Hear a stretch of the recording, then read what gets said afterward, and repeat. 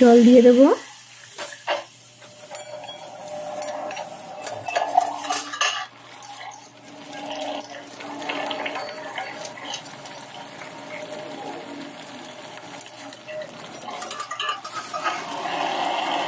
শাকটা দিয়ে দিয়েছি।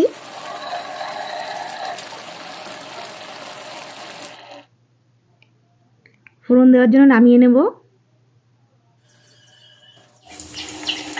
প্রথম শুকনো লঙ্কা জিরে দিয়ে দেবো, ওটা আমি দিয়ে নামিয়ে নেব। নামানোর আগে লাস্টে দেব।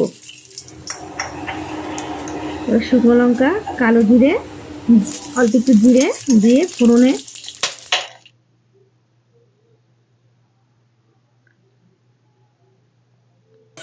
ভালো করে ভাজা হয়ে গেলে